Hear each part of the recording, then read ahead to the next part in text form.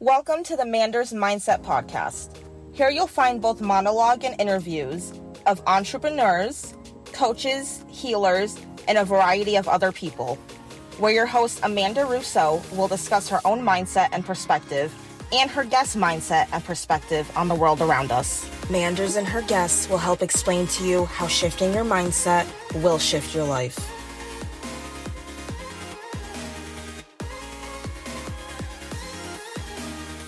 Welcome back to another episode of Manders Mindset. I am so excited today. We are here for a year in review, going to chat about the past year, 2024. And I am here today with a fan favorite. Y'all last heard him on episode 69. I am here today with Shawn Rivers with Growth by Shawn. Thanks for joining me. I was episode 69. That's awesome. You were episode 69. Yeah, no, I'm really excited with how much you have grown, especially with the podcast, and you've done such a great job with it. So it's just really awesome to see from you. So thank you. I'm so excited. So I'd love if you could catch us up a little bit. What you've been up to past couple months. It was April we recorded last. Oh my God, it's been that long. Yeah, it's been a little bit. So what's life looking like for you now? This, for me, especially the last few months, has been a hard look at a lot of my different behaviors and patterns and who I've been versus who I want to be. And so a lot more work on just myself. And so, for example, when we had chatted last, I was doing health and fitness coaching, which I decided to end. I don't enjoy it anymore. And there's just something more for me. So I don't want to say that I'm in a bit of a limbo, but I don't necessarily know what my next venture is. Because just like we were talking about time and timing beforehand, we've always had enough time. There always will be enough time. You have the perfect amount of time for everything, right? There's no oh, my life should look like this by 28. My life should look this way. I need it to look this exact way. No, life is just happening and it's going to unravel in the exact way that it needs to look. So for me, just like everyone else, and I think that this is why I can empathize with so many people, is that it's been a difficult year for me. But at the same time, that's what builds those character traits that you desire. And so for me, especially, this is where I cultivated a stronger relationship with God, with the creator, the universe, whatever type of term someone best suits for themselves. That's been something I've wanted for a long time, but have rejected. And now it's come more into an acceptance piece. So that's been something that's really strong and cultivating for me. And I'll share just a little bit about one of the frames that I heard this from was, it's just like electricity, right?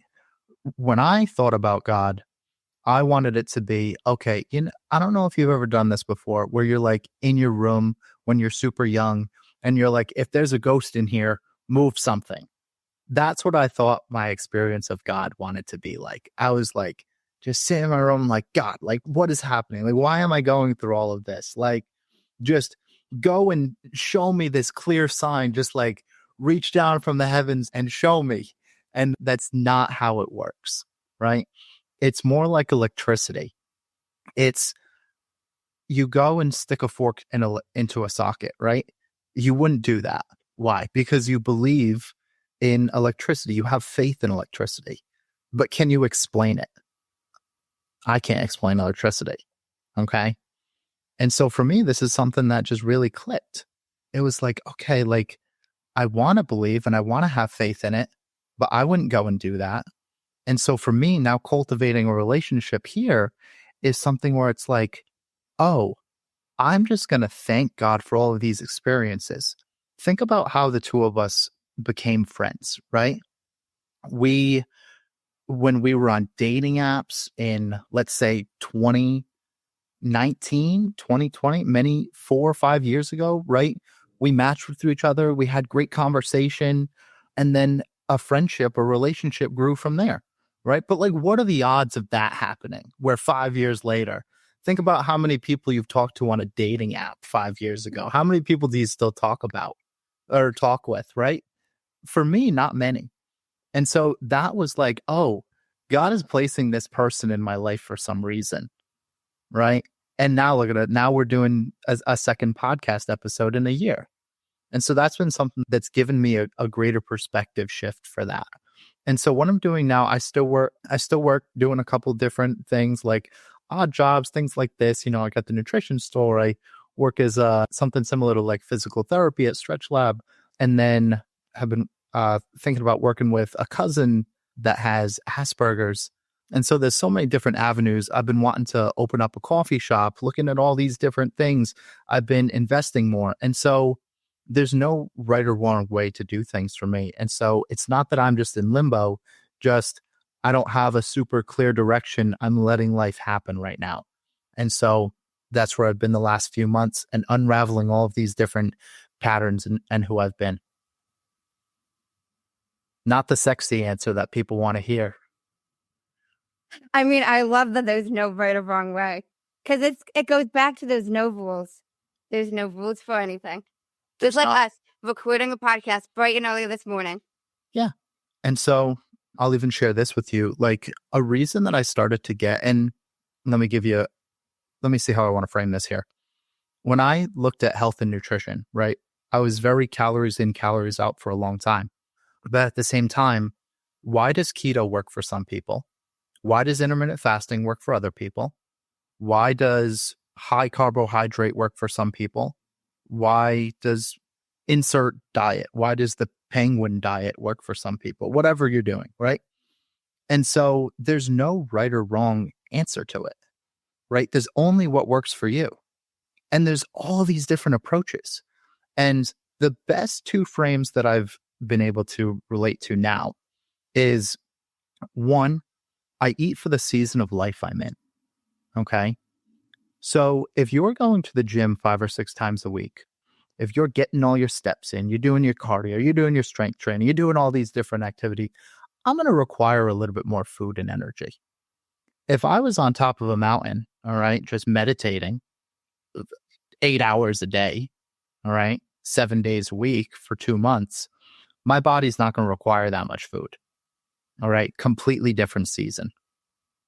And now the other frame that I've started to live by is I only eat foods that love me back. That's it. I just eat foods that love me back.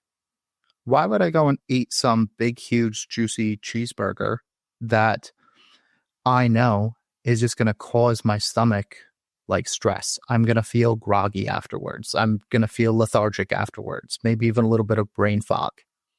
Why would I do that to myself? And so I eat foods that make me feel good and give me energy. And there's not this calories in, calories out approach. It can be helpful in terms of metrics, but it's not an end all be all.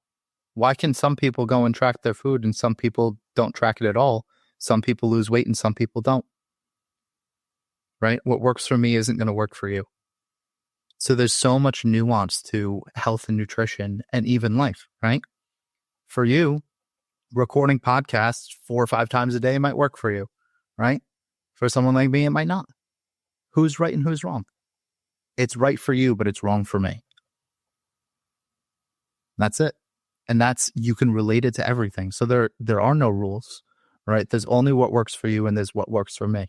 And they're allowed to be different. You go and see someone at the gym, right?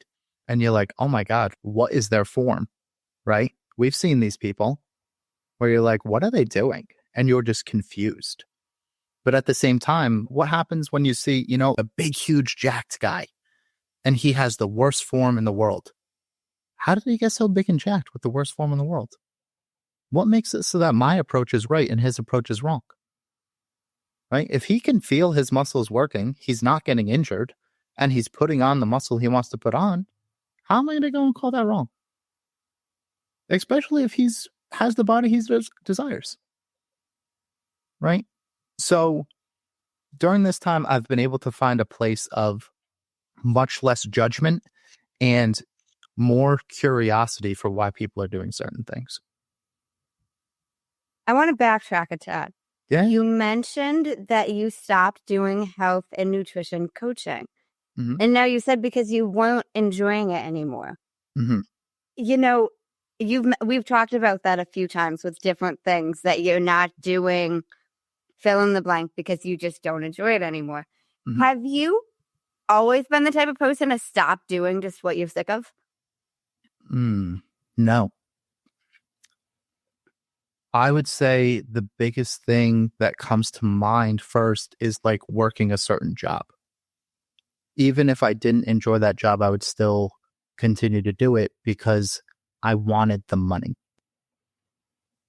Right? So now this has become a little bit more of that spiritual practice of detachment, right? Okay, you know what? Like, I don't enjoy health and fitness coaching anymore. I could see more clearly that I was just taking people's money and I didn't actually enjoy going and having conversations about their habits, behaviors, and the food that they're eating. So why am I taking their money from them?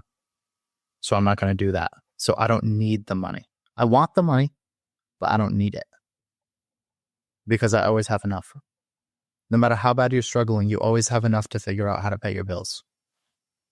No matter how bad. You believe that? Yep. Have you ever not had enough? Me personally, no. Then how could you say that you believe that you are not going to have enough? I don't believe that. Okay, then neither do I. How did you start being able to get into this detachment, though? You said you haven't always. Like, what shifted? When did that shift? It's been more of these past 3 months, I would say. I've done a lot of different work around a lot of different areas of my life. So, to begin, I started working around acceptance and what acceptance even means. So, think about our relationship, right? It's not that I want it to look a certain way, but let me go and look at who I've actually been being and how that has correlated in terms of our relationship. Then I look at it in all of the relationships in my life. Who have I actually been being? And how has that created the ripples to put me where I am today? And so when I look at detachment, I don't need it to look a certain way. I just need to focus on who I'm being instead of me trying to dictate some outcome. And so now when I look at detachment, I even look at all of the things that I feel I'm attached to. Money, right? Having relationships look a certain way, having my body look a certain way, having like even the things around my room or my house, right? You ever just like went to like purge different things in your house? You're like, I'm going to get rid of a bunch of these clothes. And then you got this t-shirt from 2007. And you're like, why do I still have this t-shirt that I don't wear? Right? Why am I attached to this t-shirt? And so it was a physical environment clearing. And so let me go and clear that out. Let me try to frame this in a different way as well. Imagine that you are a boat and you are just this big vessel. And so how do you clean the boat? How do you make it so that the boat moves clear through the ocean? You scrub the barnacles at the bottom, right? So that's what I'm doing with my life, with my soul, and with my spirit. I'm scrubbing all of those barnacles. It's not that I'm finding new ways. It's just that I'm scrubbing all the barnacles off. And that allows the new ways to enter. So I don't actually need to go and find the answers. I just need to stop doing what I've been doing. I just need to get rid of the old ways. I don't actually need to find the new ways. And so this detachment is that, as I become more of a spiritual person and understanding that I'm just like this soul on earth, right? Just have in this human body. And the best way that I've like been able to really hone in on that is I had this guinea pig, okay, for many years. Her name was Respucia, and she was the best guinea pig I've ever had. She was the best little nugget, okay? Respucia was about 6, and we had to put Respucia down. And we loved Respucia so much. Okay. We put Respucia down. Now, Respucia's physical body is no longer here. But why do I feel more love than I ever have for Respucia, even though her physical body isn't here anymore? Now, why is it that I can still feel Respucia here? Her essence and her spirit is still here, even though I physically haven't had her with me for so long. And so we often become attached to this physical form of someone, or we become attached to all of these physical attributes or anything, right? But that's not what it is. It's the energy that goes back and forth. It was Respucia's energy that I loved. And it's Respucia's energy that lives on. It's not her physical being. And so I don't have to be attached to this physical form of something. Does that make sense so far? Yeah, I'm listening. Okay. Yeah. And so I mean, I can conclude, but it's just like, I don't want to just ramble on, right? But everything that we have, it comes in and it goes out, and it's not actually mine, right? Think about money in your bank account. We want it to be ours. It's my money, right? But it's always going to come in and it's always going to go out,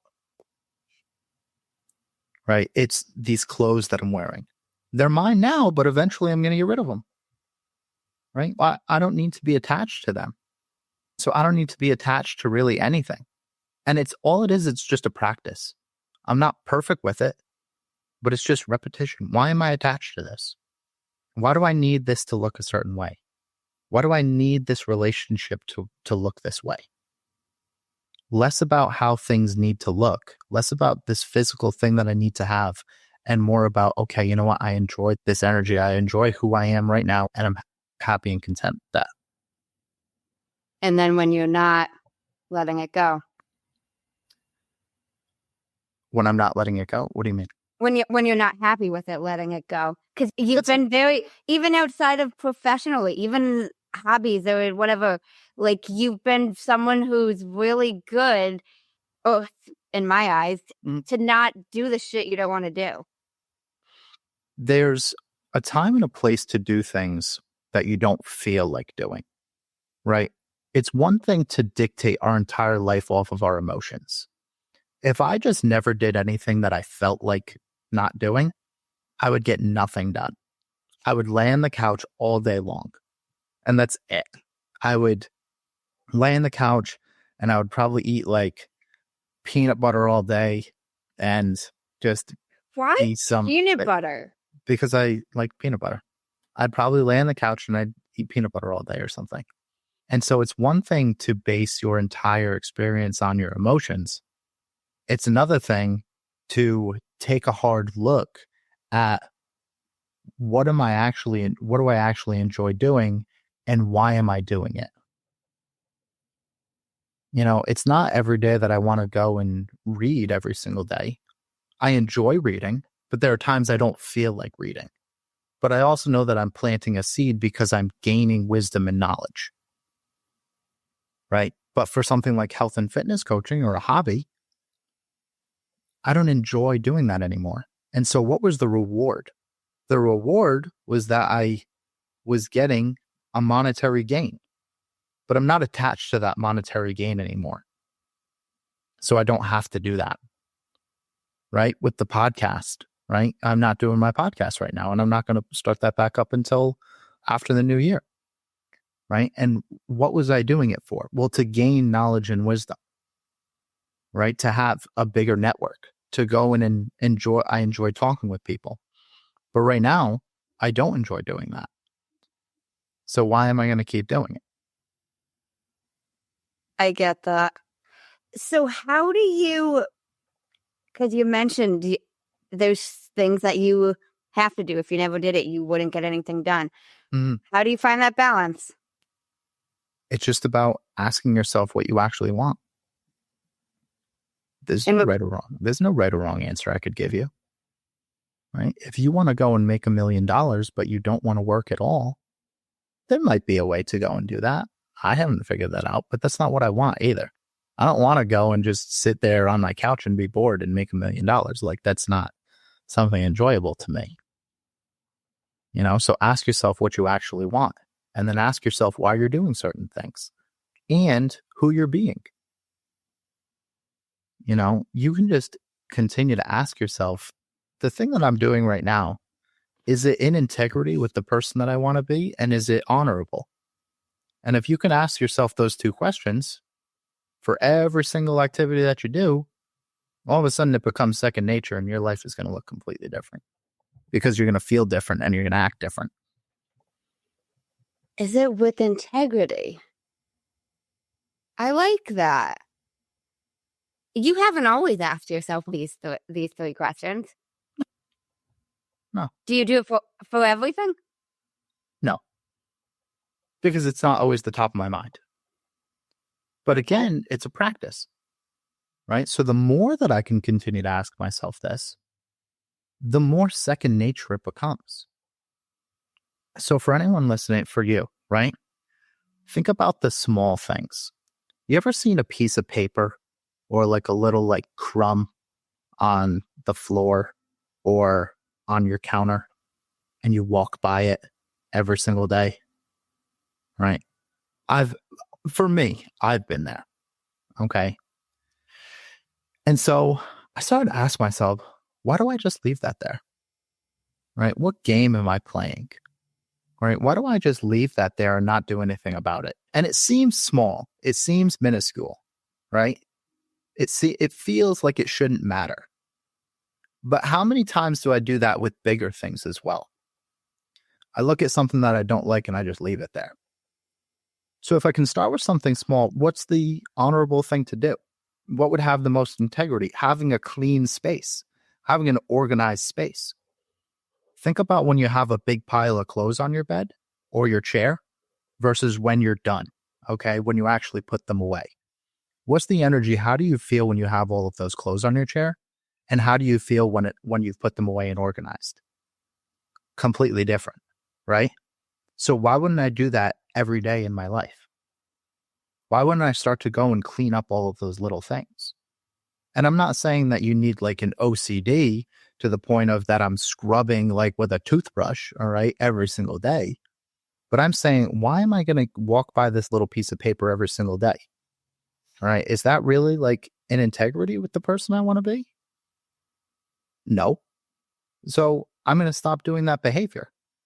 And I'm going to go and integrate that more and more, because if I can go and pick up that little piece of paper, if I can go and wipe the counter off with crumbs every single time, all of a sudden, now that's going to trickle and ripple into other areas of my life. And I'm going to be able to operate with more honor and more integrity every single day with everything that I do. But it's just a practice over and over and over and over. Would you agree with the statement that how you do one thing is how you do everything? No. How I do one thing is how I do everything. Because how I do one thing is not how I do everything. Let's see. If I was to go to the gym today, I may work really hard, right? And I'm going to push myself to my limit. But then tomorrow, I may not push myself to my limit. Is one wrong or one right? I mean, it's not a matter of right or wrong, but it's... So you don't think that how you do one thing is how you do everything? I don't think so. I don't think that the behavior is something that we need to just pinpoint, right? We look at these black and white statements and we're like, I want this to be right or I want this to be wrong. I want to agree fully. And the thing is, there's just nuance to everything. So what's the more, again, we could look at what's honorable, right?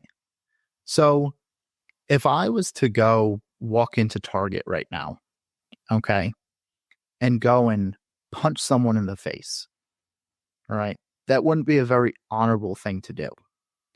But if I saw someone getting mugged and I ripped that person off of them and punched that person in the face, same behavior, different circumstance.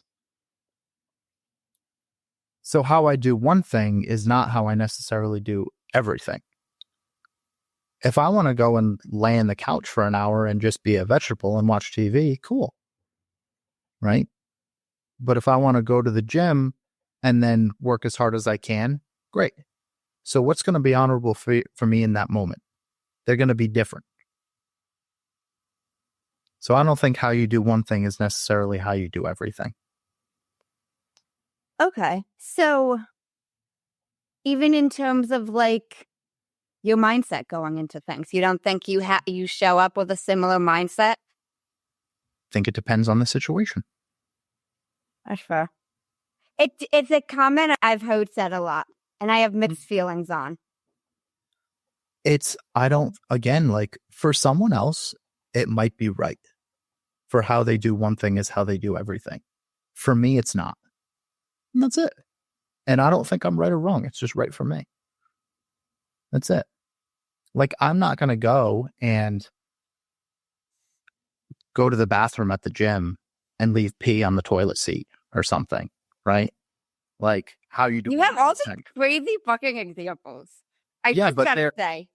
So I tried to. You're pushing the guy at Target. You're leaving piss on the seat. You've got out there examples. I just had to say that. Continue. Thank you. The reason I use such extreme examples is because people understand them and they're relatable. People can go and be like, oh my God, I've gone to the gym and I see piss on the seat.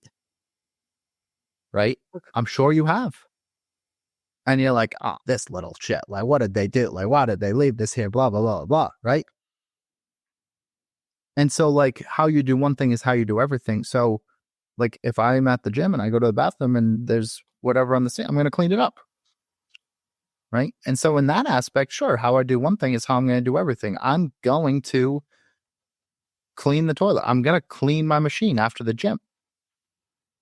Right?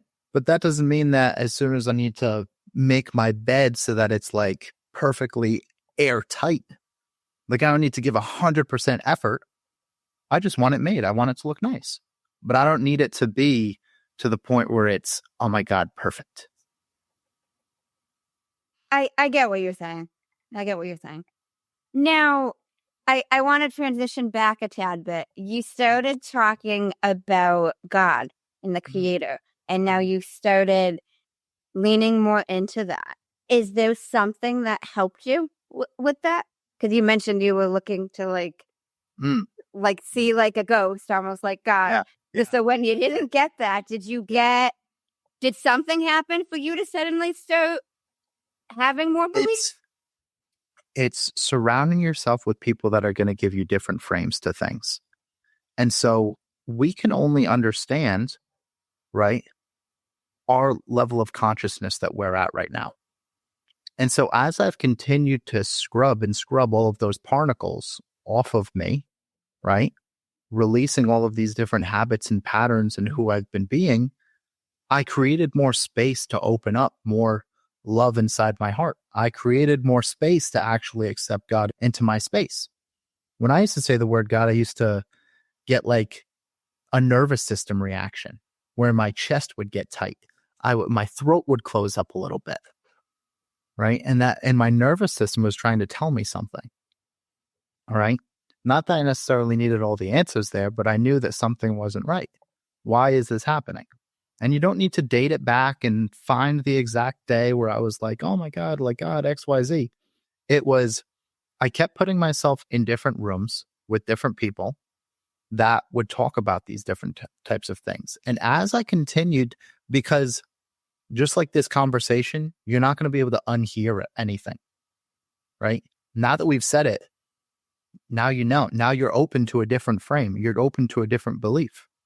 And so as I continued to open myself to different beliefs and my consciousness continued to elevate, I could finally hear what people were saying. And so this conversation for us, right, whether someone believes in God or not, they could go and listen to this tomorrow, okay? And they could be like, oh, this is silly, this is whatever. But it's not something that they're going to be able to unhear.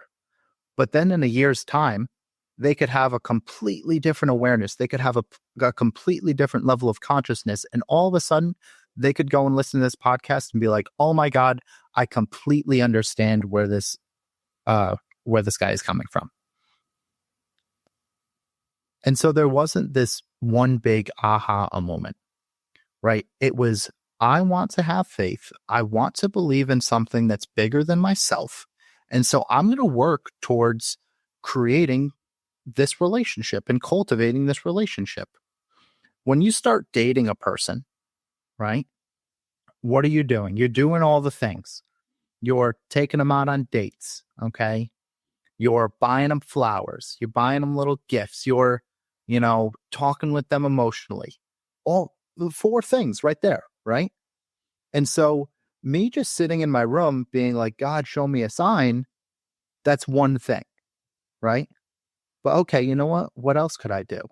When I'm on a walk, now I go and I just have a conversation with God on a walk, right? Now, you know what? Let me go and read the Bible, all right? Let me just go and read a little bit of scripture. It's just ancient wisdom. It's not that I'm going and giving my life to Jesus Christ. It's, you know what? How can I embody some of this wisdom with who I am today? All right. And be more like that. That way I can be a more loving person. And so you continue to do more and more things to cultivate that relationship. And over time, it starts to change. It's not that I just took a girl out on a date once and I'm like, all right, there we go. We're in a relationship. No, you got to do more things to cultivate this relationship and bring yourself closer. So it's the same thing with finding faith. So you started cultivating that relationship. That's it. And you approached it almost more so as a relationship as opposed to, I don't know what you were approaching it as before, but I was approaching it as something like, I need a higher purpose in my life. I need something to just go and save me. I need some savior to come down from the heavens and just be like, this is why all of this is happening. That was where I was. But that was the level of consciousness that I was at. So as I've started to open up more, expand more, now I can I've created new space to allow different things into my life. And so now I'm like, oh shit, now I can do this and do this and do this and do this. And now it's a relationship. It's not me just being like, I want this from you, just screaming at the sky. It's, oh, this is a give and take. Let me give things to you and I'll receive things back. It takes 2 to tango. I agree. It does take 2 to tango. Would you say, now you mentioned you started seeing and surrounding yourself with different people. Would you say this class you've been taking has helped you with this? Yes, that's really helpful. I'm taking a course called Metamorphosis right now. On my podcast, I had told you about this guy that I had a conversation with. His name was Jacob. And it was a completely different energy, a completely different conversation than I've had before, right? It's like, why are we drawn to certain people? It's their energy, right? Someone walks into a room, you can feel it, right? When your partner is mad or upset and you're like, what's wrong, honey? I'm fine. And you're like, I know they're not fine, right? Even though they just said they're fine, you know that there's a different energy going on there. And so my conversation with him was very different. And so this is a 3-month course that I've been taking that has been different than anything I've ever taken. And that it was a big thing for them as well is, one, what did I want to get from it? Well, I wanted to cultivate a relationship with a higher power. And that's what I've been able to do so far. And it's not something that ends, right? It's just it's continual. It's just like anything. You go and get married. It's not like you just stop dating your wife. Like, all right, we're married. We did it. Like, no, the goal is to stay married. So continue cultivating that relationship. And so it's the same thing. And so like with Jacob and Jeremiah, the 2 mentors from this course that I've been taking has been unlike anything I've ever taken, 100%. How has it been unlike anything you've ever taken? Can you give us an example? Right. You're not allowed to be late. All right. I'll give you that's a really easy example. You're not allowed to be late. We have calls 6 days a week. Okay. You need to make sure you're at least on 2. You're not allowed to take notes. You're not allowed to be playing on your computer or anything like this because they set firm boundaries. Oftentimes we play games in our head. We start to negotiate, right? Think about it like this. Would you ever be late to your flight? I mean, I was once and I couldn't get on. Yeah. So, They didn't let you on, right? yeah, I had to get a different one. Yeah. They didn't let you play that game. No. All right. No. For example, and this is not to call you out. This is just to show the truth and the facts. You were late today. I Right? was. Right. I had said, like, I don't want to do the podcast anymore. You were late. It could have been a really strict boundary for me. Right? But would you ever be late again? No. No. And so when they make boundaries like that, oftentimes we play games in our head. It's, have you ever been late to work? No. Yeah, I have. So I've been late to work before, right? With whatever job I've had. Well, what was the repercussion? None. So what's stopping me from being late again? If you're late to their class, you don't get in. Class starts at 1. If you're not there at 12:59, you don't get in. You miss the whole class. And you're going to be late? No, it's a boundary. And so we often negotiate with ourselves. We play all of these little games. Well, it's only a minute. Like, it's 1 minute. But you know what? It's 1 minute, and that's their boundary, and that's the game that you chose to play. And so where are the other games that I'm playing in my life? Where else am I negotiating? Where am I letting little things slide? And it's been a big change for me. I bet. It's interesting how you mentioned if there was a repercussion, you're much less likely to do it again. You probably won't. Even I missed that one flight, and I didn't think I was going to be late, but with how soon the baggage was and whatever, I haven't missed another flight though. Like, I've been like ridiculously early. Yep. Like, to the point where there's been 2 flights that they're like, we can't take your bags yet. We haven't started checking. It's too soon. I'm that early. But I wasn't going to let it happen again because of the repercussion. Yep. And then you just look for all of these other things in your life. You're like, where have I been negotiating with myself? And the reason I use that example is because it's so easy for people to understand. Because most people have been late to something before. To something, yeah. Yeah. What if whatever event you went to or work or whatever, what if you were late if you were fired? Would you ever be late to work? No. Nope. Because it's the same thing with your flight. If you're late, they don't let you on. So what if when you went to work, if you were late, they don't let you work for the day? It would change. But we play and negotiate in our mind. And we try to justify things. And it's just a story that we've created. How do we shift the story? It's not necessarily about shifting the story, right? It's about looking for the facts. It's not about, you don't need to go and change the story. You just need to look for the facts. And when you can find the facts, then the story just becomes something that's just there and you realize you're just making a story. So when you look for the facts, what is that going to help you with? The fact is today, you were late, right?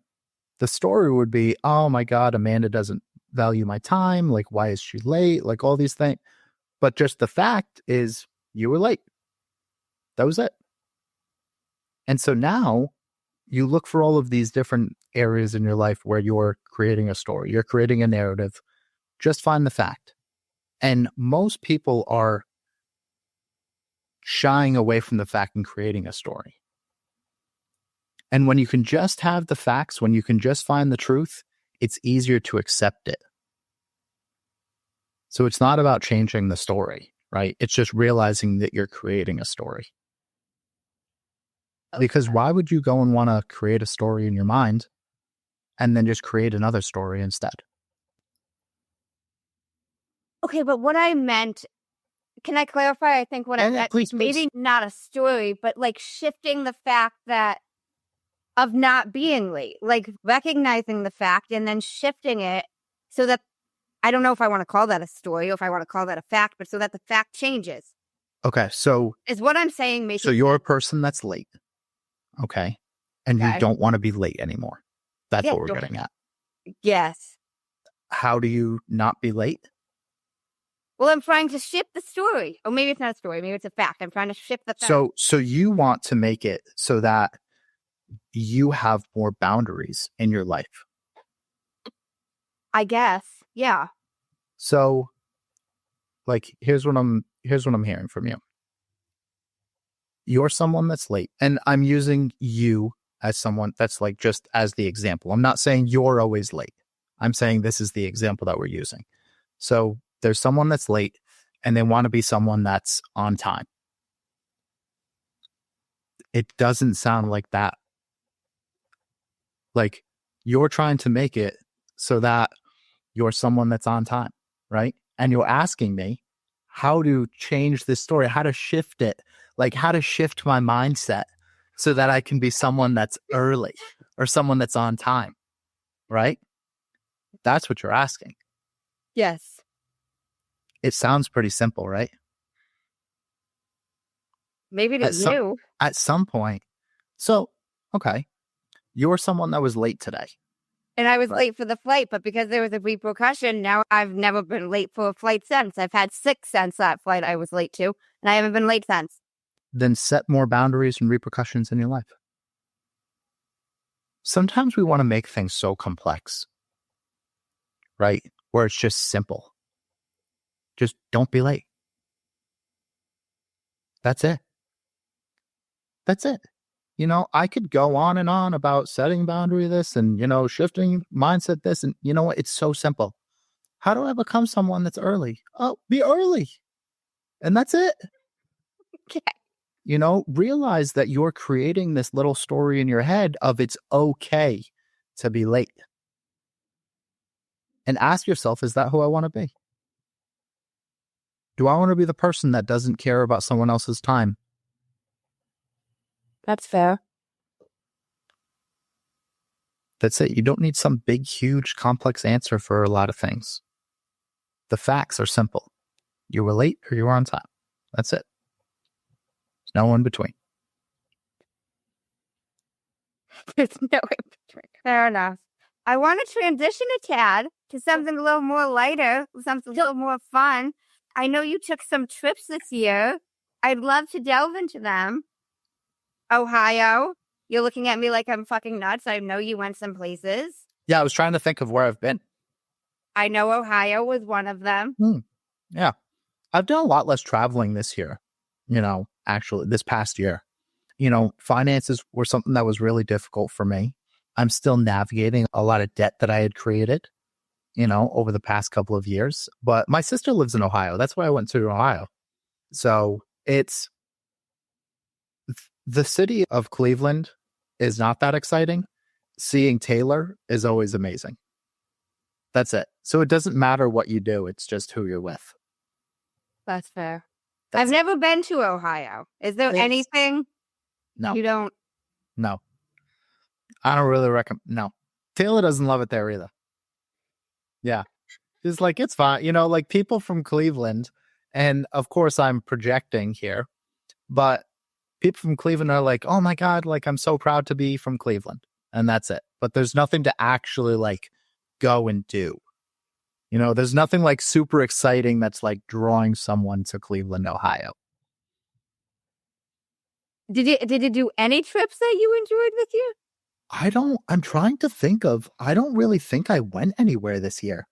Like the year before, like 2023, I took like 2 or 3, maybe 4 trips. But this past year, I really didn't do a ton. No, I've really just been, I was more homebodied.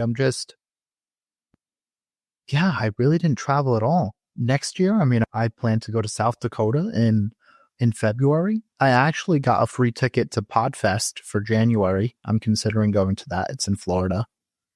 Oh my God. Yeah.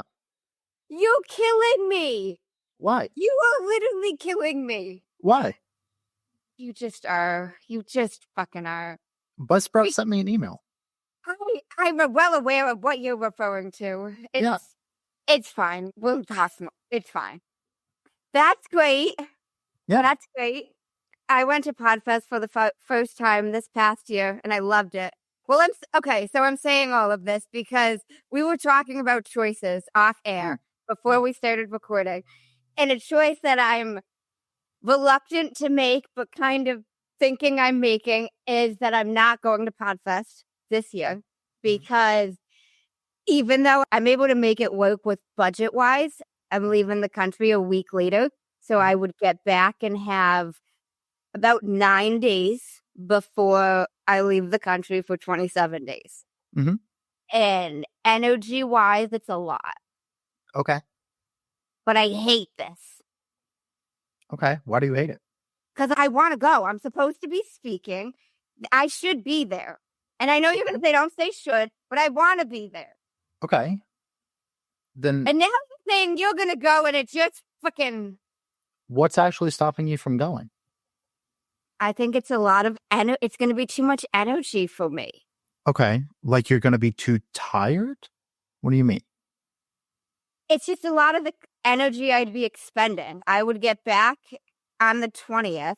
I'm hosting a breathwork session far away the 26th, and then I'm leaving 3 days later. And it's just like back to back to back to back to back to back. And I don't know that I'm going to want to do that when the time comes. Okay. I think that depends on, how you're looking at back to back to back as well, right? If you get back on the 20th and then you're telling me that the breathwork session that you have is January 26th, you have 6 days in between to recharge. I do, but I'm driving far for this breathwork session. It's like 2 hours away from me. So 6 days of recovery is not going to be able to manage a 2-hour drive. It is, but Okay. it's a lot of energy that I'm using when I'm at Podfest. It's going to be a lot of energy when I'm out of the country. I don't know. It just seemed like a lot in not a long period of time. Not that 6 days is not enough recovery, but it's just, and then right after that, I'm gone for a long period of time. I did a lot of travel this past year. And then towards the end of it, I was like, I want to chill. I want to just breathe, if you will. Like, Cool. Then chill and breathe. All right. All right. Yeah, there's nothing wrong with that. but I want to go. Okay. I want to do both. Oh, okay. I understand. You're struggling to make it. No, you're just struggling to make a decision, Basically. because you don't want to live with what I'm hearing is that there's two choices and there's sacrifices to each choice. Yep. And I don't like the sacrifices of either. So I don't know. Okay. You got any tips on this? You don't seem like you do. Right. It's simpler than we want to make it seem. Make the decision and move on. I know. That's what people have said to me. Well, no, you don't need to necessarily just sit there and like, oh, I have to make this decision, whatever. I'm not even telling you to go and sit and meditate on it for 3 hours and the answer will just come to you or anything like that. Like, no, like you just know which is going to be better for you. You just know. Like you're in your head right now, right? You're in your head. You're going back and forth, right? I am. So if you were to sit there, all right, close your eyes for a second, all right, take a big deep breath in and a big deep breath out, right? Tap into your body a little bit more. The answer will just be there. Okay. Right? you're trying to use like your mind too much. You're like, oh, well, there's this decision and and it's going a million miles an hour, right? And you're like, oh, I don't want to make the wrong choice. Oh, but I want to do this. Oh, and I want to do that. And it oftentimes feels like we're missing out on something. Yeah. Right. But you're not actually missing out on something. You're just choosing an avenue that's going to be best for you.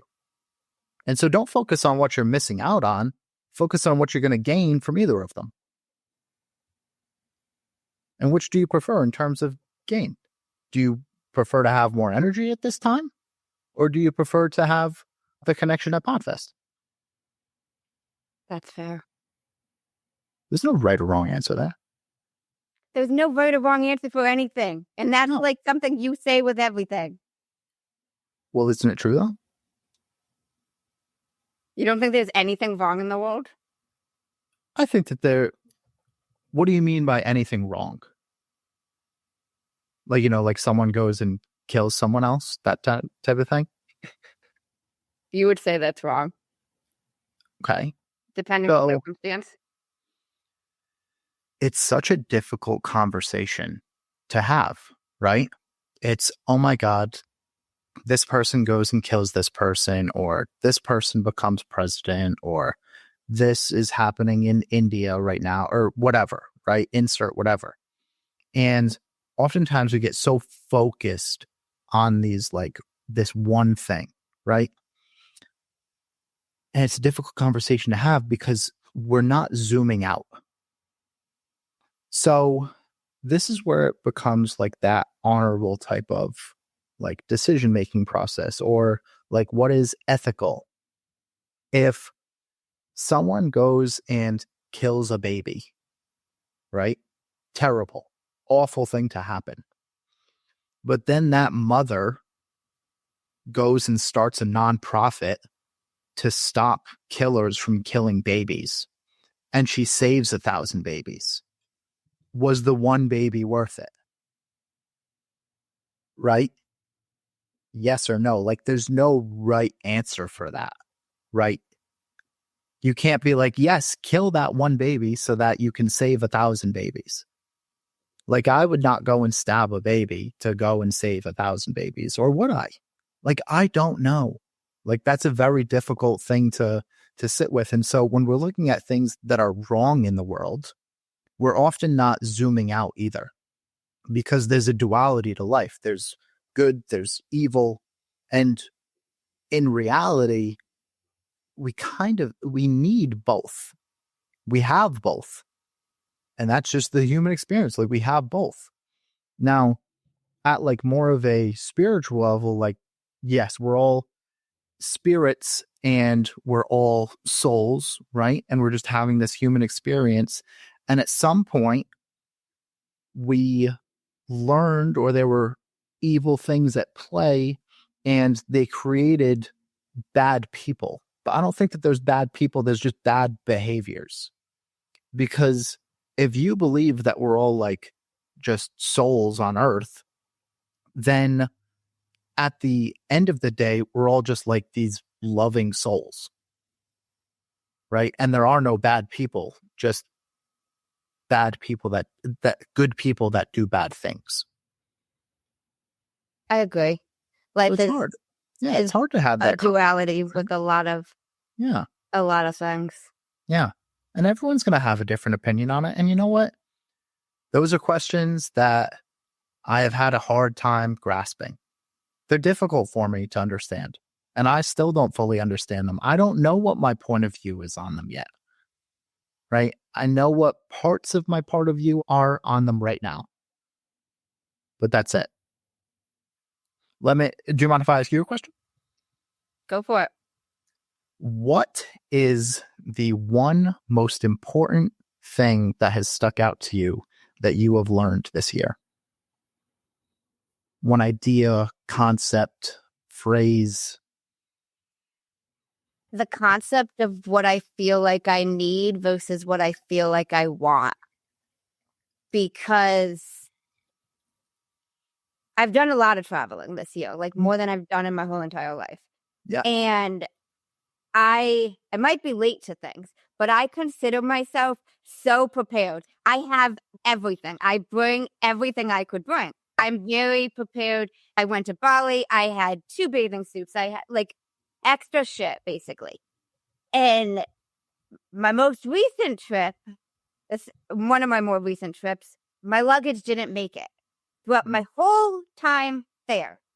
And this was also the first time that my carry-on didn't have basically an extra version of everything. Normally, my carry-on, I got at least 2 outfits. I got 2 bras. I got 2 pairs on. I'm prepared because I got my stuff.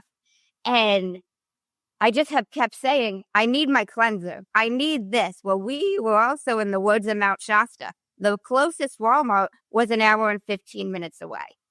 They were not driving me to the Walmart. So there was a lot of stuff I felt like I needed to have that I didn't have. And I figured it out. Like, and a lot of it was wants. You know what I mean? Even like, I'm like, we're in this cold winter. I can't be going out there and I'm going to freeze to death. And I was with 3 women all older than me. And even one of them's like, you're not going to freeze to death. There's a thrift shop down the store. We'll buy you a hat and we'll figure it out. And I'm like, okay. And we did. I'm like, I can't wear sneakers in the woods or my friend's sneakers in the woods. And it really showed me, like, even what you think you need, you don't necessarily need. Like, I always had myself and I was physically fine. Mm-hmm. Yep, that's an important lesson. And you know what? I think that is even just a practice for you to bring this full circle of detaching from things, right? And even though, like you asked me how I've been able to detach from things, you just put yourself through a practice of doing it. You just didn't call it that. Ah, I did. I just didn't use that word. That's all. Even though I put myself through the practice of it unintentionally. Yeah. It's like I didn't choose to forget my luggage. It just didn't come. Yeah. But that was still just a detachment practice that you did. You're right. It was. So now there's not like some specific practice that you need to do. It's just how you view things. That's it. Just like I've framed things different ways for you, right? Or like how we bounce off of each other and talk about different things, right? It's just our perspective of the experience that we're having. Wow. Mind blown yet again. Okay. No surprise there. So what are you most excited for 2025? What am I most excited for? I would say I am most excited right now to love other people and make them feel good. I like that. There's not some specific outcome, right? But again, it just goes back to who you're being. I've just been a more loving person lately, right? And that's what I want. And you feel better when that happens. And that's who I really am. And it's more fun that way, right? All this stuff, right? Like, oh, I need this and I need this and I need everything to look this way. Like, no. Think about it. Like your life, like one of the most important things for me in my life is my relationships. And like how much I love other people. And that's it. That's what makes me feel the best. So that's what I'm going to keep doing and be really excited about. You're adorable. I love that. So I want to put it back on you. What did you learn? Biggest lesson you learned 2024? The biggest lesson that I learned was to shift my way of viewing my parents for the people that they actually are versus the expectation of the role that I wanted them to play. How were you able to do that? By sitting with that sentence right there. Because oftentimes what happens is we get caught up in wanting our parents to be a certain way, right? Or blaming them or whatever. Like, oh, well, they made me this way, or I didn't get enough love this way, or insert whatever, right? But we tend to forget that they're just people. They're just human beings that had just like me and just like you.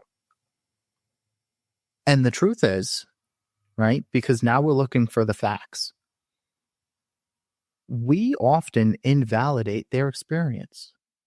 Why is my mom getting mad at me for this? Why did she do this when I was younger? You had no idea what it was like for your mom to be married to your dad. You had no idea. And so how are you going to go and invalidate her experience of how she reacted to something when you have no idea what it was actually like to be married to your dad?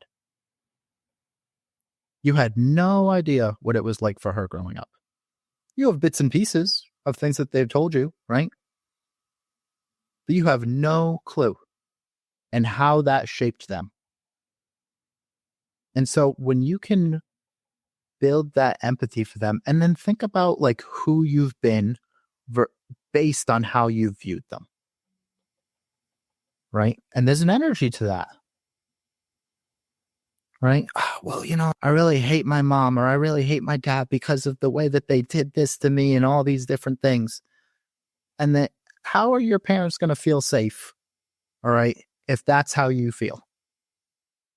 Oh, well, I can't tell my mom anything. Well, you already view her that she's going to judge you. So, of course, she's going to be defensive. That's how you view her subconsciously. That really started to open up a lot of different things for me. And not just how I viewed them, but looking at them as people instead of an expectation of a role that they were supposed to play in my mind. I wanted them to do this and this differently.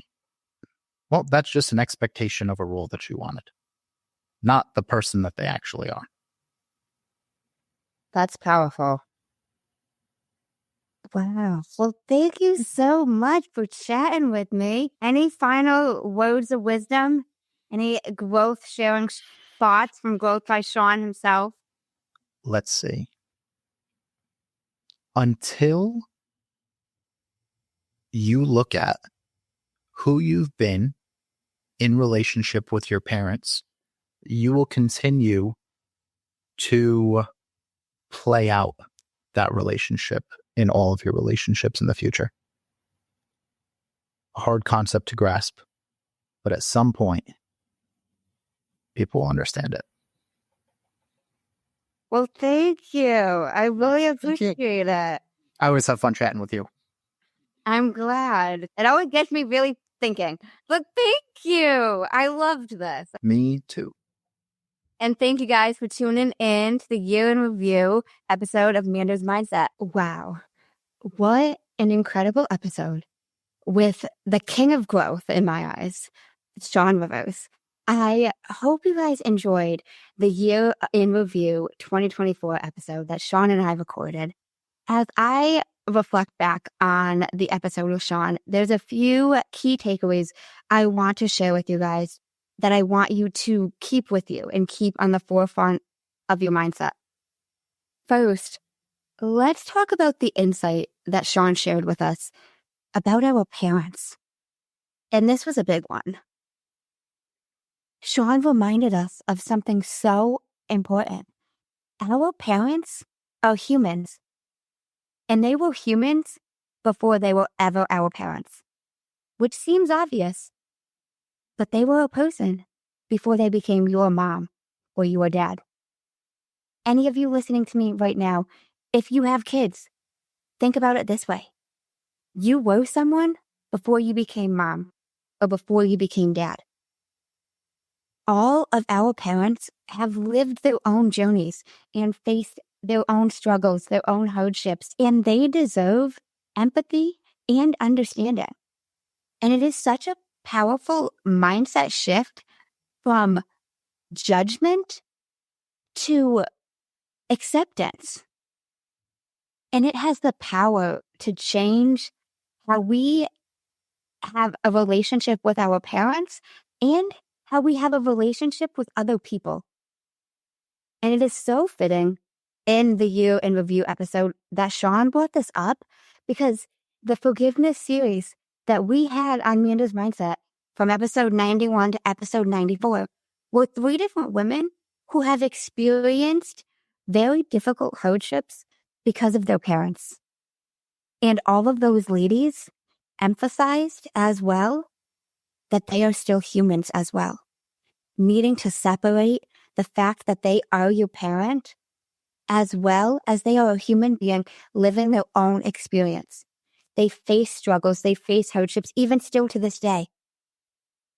And being reminded of this, because we're already aware of this, but having this reminder allows us to show up and show our parents more compassion.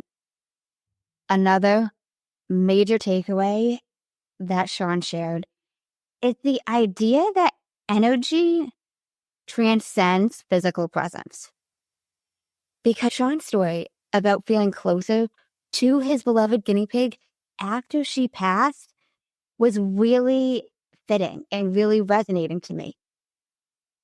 It's a reminder that relationships are about energy and love and connection, whether someone is near or far from you, or even after they are no longer with us.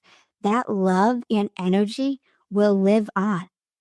Even like Shawn emphasized, feeling the emotion, feeling the love, and embodying it. I lost someone in my life this year in a way I never expected to lose someone. It wasn't passing. And I have felt so much closer to this individual since he's left my life.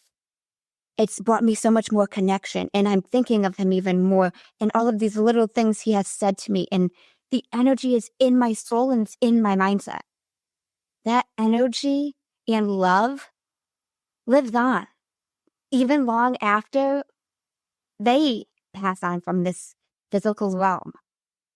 And lastly, I could not stop thinking about Shawn's analogy, I love analogies, of scrubbing the barnacle, because it is such a great visual example to let go of old habits, expectations, or attachments that are weighing us down. Growth is not always about adding more. It's about creating space for clarity and alignment for what we truly want in life. Shawn was the one to help me shift my mindset around realizing in order to add to your life, you have to subtract first. In order to add anything, you have to subtract first. So what are you willing to subtract from your life? What are you not going to take into this new year?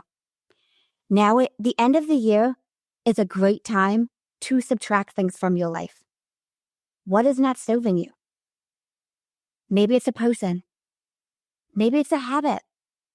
Maybe it's an environment. Chances are you don't need to add one more thing. You need to subtract one thing.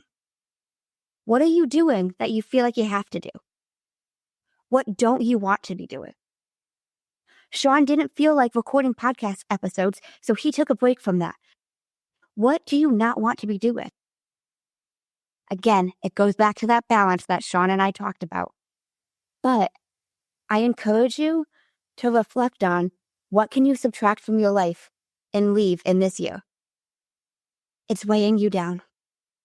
Sometimes the weight you need to lose is not on your physical body. Let it go and make space for what you are meant to call in. I hope these takeaways resonate with you, and I encourage you to take some time to reflect on your relationships, on the energy you bring to your relationships, and the things you might need to let go of as we head into the new year. Thank you guys so much for tuning in to another episode of Manders Mindset. As always, if you enjoyed the show, I'd really appreciate it if you left me a rating, left a review, and shared this episode with anyone you think would benefit from hearing it. If you're watching me over on YouTube, leave me a like, comment down below, and be sure to subscribe. Thanks, guys. Until next time. In case no one told you today, I'm proud of you. I'm rooting for you. And you got this. As always, if you enjoyed the show, I would really appreciate it if you would leave me a 5-star rating, leave a review, and share it with anyone you think would benefit from this. And don't forget, you are only one mindset shift away from shifting your life. Thanks, guys. Until next time.